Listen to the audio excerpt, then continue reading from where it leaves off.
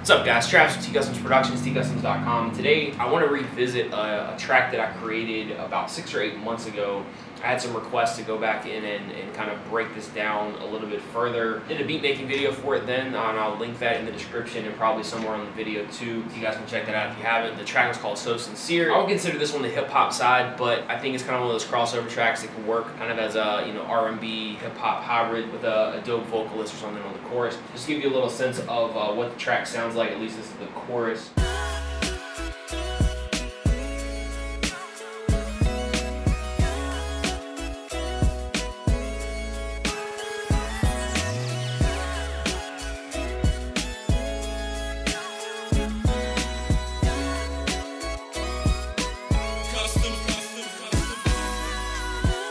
It is a sample-based beat. I pretty much use the entire intro of this sample, and it's more or less looped, even though I did re-chop it in MIDI, which you can probably see here. See the MIDI sequence, but there wasn't really any manipulation of the melody or anything too much, and this is kind of what the sample sounds like alone.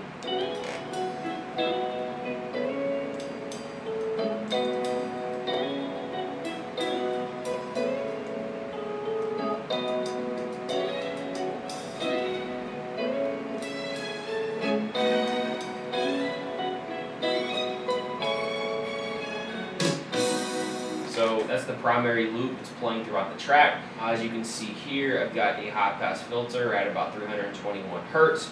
I also have another filter that I automate later in the track, which I can show you that I think in the second verse, and just a little bit of delay just to kind of make the chops cohesive, even though, like I said, it more or less is a loop. Now you can see I transposed it down a half step and ended up setting the session at 92 BPMs. One thing I'll go ahead and say that you can probably see right off is, even though this is a sample-based track, there are, I want to say, between 26, 27, 28 tracks overall, whether it be audio or MIDI tracks. Now a lot of these, as you can see, are percussion. Some of the sample-based sessions that I work on only have a select number of tracks. In this case, we just needed some extra variation with the drums and percussion, hi-hats and things of that sort. Added some additional vocal stabs and just try to make it interesting overall. So next I got into the kick and snare. I'm using a single kick that has a lot of peak. I want to say around the 60 Hertz range, so you're getting that nice bottom end on that kick. And then the snare, I'm actually layering,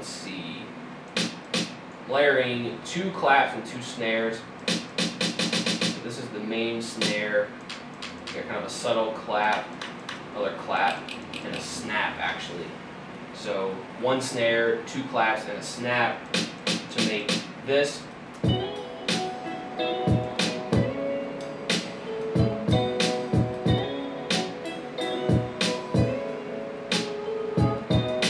So next I just want a little more movement. Got like a simple hi-hat pattern you can kind of see here. It's not quantized or anything like that.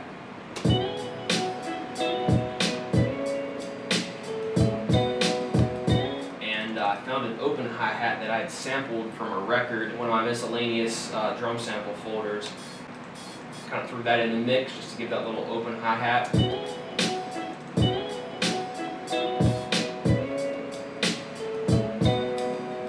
Additionally, what I did was I went through some drum breaks. Many times I like to go and just at least experiment with some different drum breaks and sounds that I have, because you can a lot of times get a more live feel from those. What I did was I put like a really high, you can see here, threshold, about 2.8 kilohertz on the high pass filter, and then I did some auto pan on this, so this sounds like soloed out.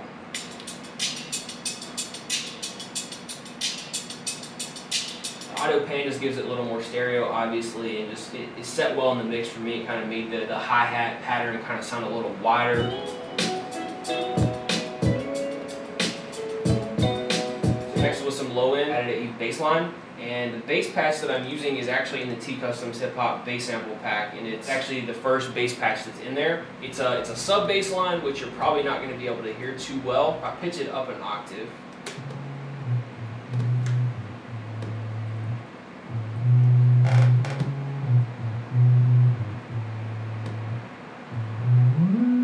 One thing that I did with this bass, this end note you probably heard, it actually has like a little glide. When this note comes in, it actually glides from, this is a full octave, it's gliding up and gives that little kind of a pitch bend effect. When I drug this note, for those of you using the Ableton samplers, all you have to do is convert to the pitch oscillation and enable the glide down here.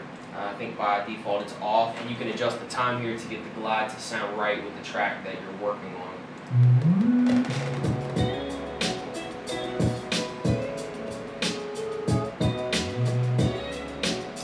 Next was revisiting the sample. I'm not going to say I do this every single track, but I knew from listening to the sample before there were a lot of other really dope parts in it.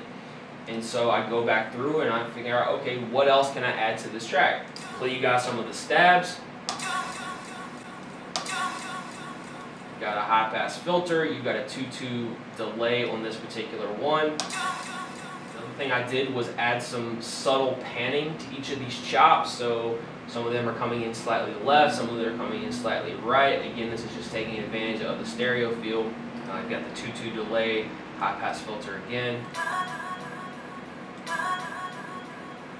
Here's another one. This has got 4-4 delay on it. This is panned 17 to the left.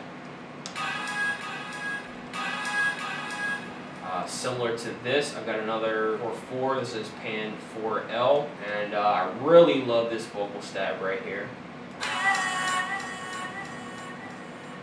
Here's another vocal part. Kind of have this at the end of every 8 bars that kind of just turns around the sequence. And so after you add those vocal stabs, this is kind of what the sequence starts to sound like.